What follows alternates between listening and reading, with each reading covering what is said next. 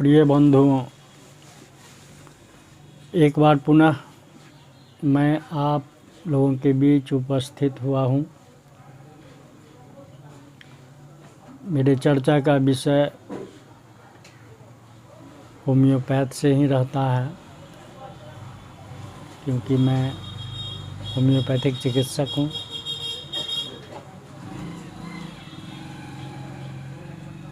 Homeopathy की बात जहाँ आती है तो हमारे आध्यात्मिक क्षेत्र के जो चर्चाएं हैं उसमें जो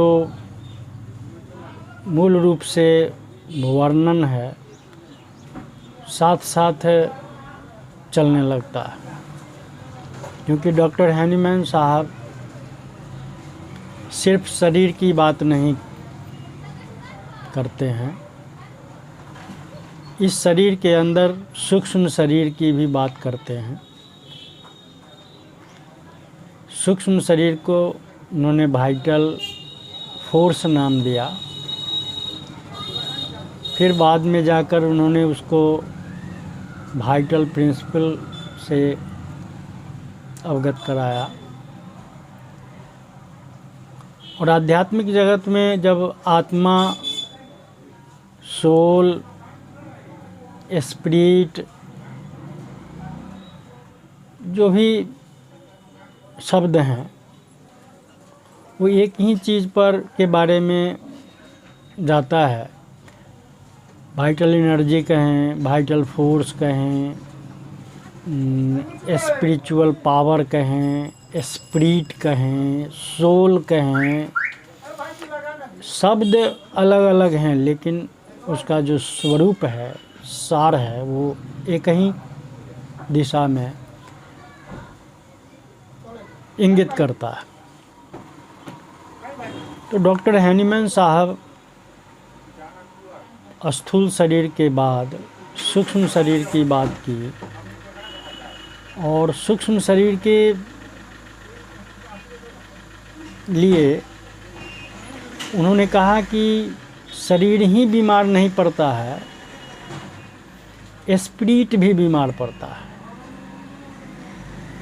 यानी स्पिरिचुअल सिकनेस भी होता है,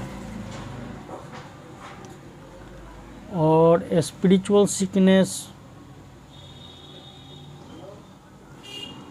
आप उसको सोल सिकनेस कहिए, वाइटल फोर्स डिरेंजमेंट कहिए,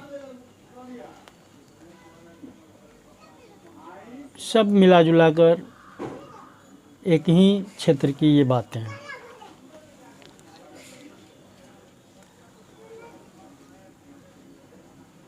अब समझना ये है कि डॉक्टर हैनीमैन साहब स्पिरिचुअल सिकनेस का कारण क्या बताए। कोई सिकनेस आता है उसका कारण होगा, तो स्पिरिचुअल सिकनेस का यहाँ उन्होंने जो समझा, कारण को समझा, वो इल हैबिट, इल नेचर और इल थिंकिंग, इसके मूल कारण यही हैं। इल हैबिट यानी बैड हैबिट, यानी बुरी आदत। इल नेचर यानी बुरे स्वभाव। इल थिंकिंग यानी बुरी सोच, यानी बैड थिंकिंग। मानव मन जब इल हैबिट, इल नेचर, इल थिंकिंग के चक्रव्यूह में फंसता चला जाता है, इसके परिणाम स्वरूप स्पिरिचुअल सिकनेस डेवलप होने लगता है। और जब स्पिरिचुअल सिकनेस डेवलप होने लगता है तो स्पिरिट के अंदर है क्या, सोल के अंदर है क्या, वहाँ से जीवन की धारा प्रवाहित होती रहती है। यानी जीवन धारा, शरीर के लिए जीवन धारा चाहिए जीवित रखने के लिए। एक सेल, टिश्यू, ऑर्गन सिस्टम को स्वस्थ रखने के लिए, संतुलित रखने के लिए जीवन धारा चाहिए, लाइफ एनर्जी चाहिए। तो सोल कहें या स्पिरिट कहें, वहाँ से जीवन की धारा निरंतर प्रवाहित होती रहती है, जिसके कारण हमारा शरीर जीवंत रहता है। और वह धारा जब क्षीण होती है तो हमारा शरीर भी क्षीण होने लगता है, और वह धारा समाप्त हो जाती है तो हमारा शरीर मृत हो जाता है। यही कारण है कि जब कोई कहते हैं कि डॉक्टर साहब मुझे जड़ से ठीक कर दीजिए, तो शरीर एक तरह से छिप है, डाली पत्ते हैं, तो जड़ क्या है? जड़ यही है, स्पिरिट, सोल। स्पिरिचुअल सिकनेस को समाप्त किया जाए, जड़ ठीक हो गया, यानी स्पिरिचुअल सिकनेस स्पिरिचुअल हेल्थ में बदल गया, तो वहाँ से जो जीवन की धारा है, स्वस्थ जीवन की धारा प्रवाहित होगी, और हमारे सेल, टिश्यू, ऑर्गन को स्वस्थ एनर्जी मिलेगा, बैलेंस एनर्जी मिलेगा, नॉर्मल एनर्जी मिलेगा, तो हमारा सेल, टिश्यू, ऑर्गन स्वस्थ रहेगा।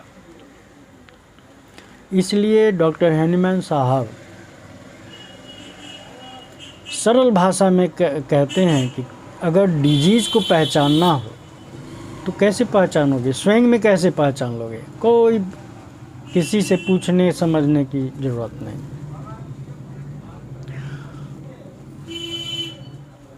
जब हमारा शरीर स्वस्थ रहता है, स्वयं में स्थित रहता है, यानी नॉर्मल कंडीशन में रहता है, तो उसकी फीलिंग्स हमारे मन को बार बार नहीं खींचता है। लेकिन 32 दांत हैं, 32 में एक दांत को यदि पीड़ा हो गई, दर्द हो गई, तो हमारा मन वहीं खिंचाव बना रहता है, उसी अंग पर ध्यान रहता है। इसका भावार्थ यह है कि जब शरीर अपने आप में स्वस्थ रहता है तो उसकी फीलिंग्स जो है शरीर को, माइंड को नहीं रहती।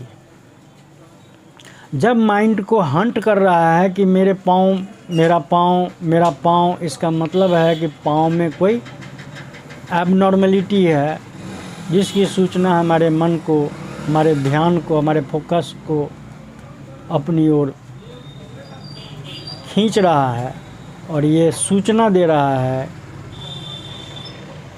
अंग सूचना दे रहा है कि मैं बीमार हूँ, मैं अस्वस्थ हूँ।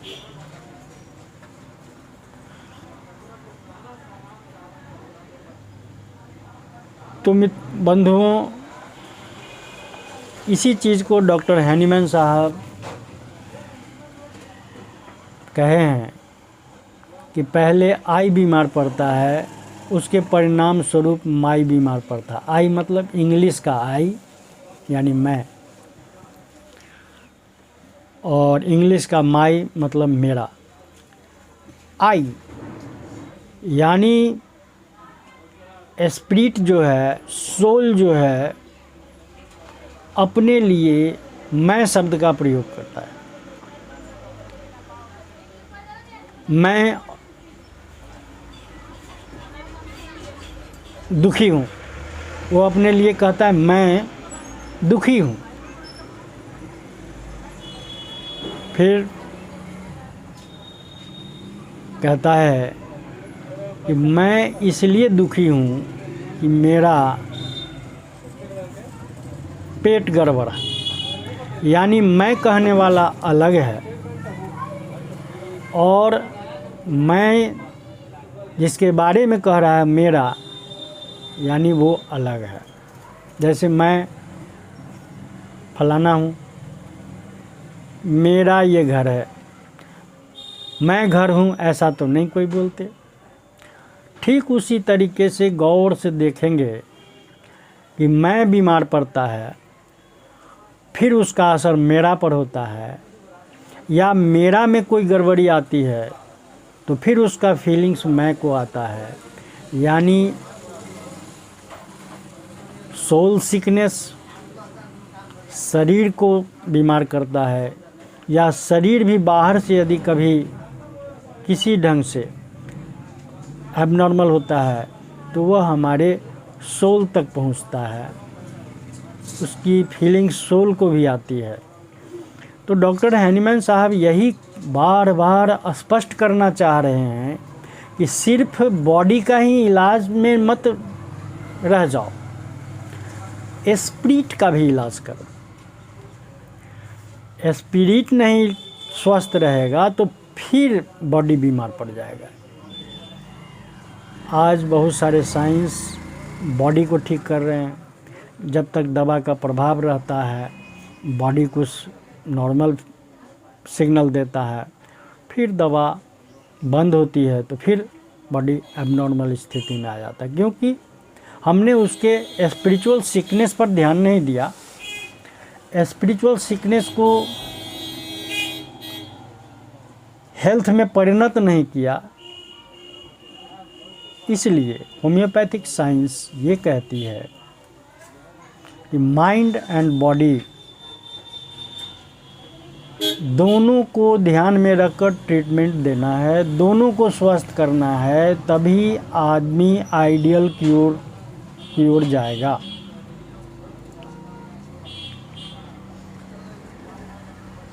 प्रिय बंधुओं, यही बात हमारे आध्यात्मिक साइंस में भी है।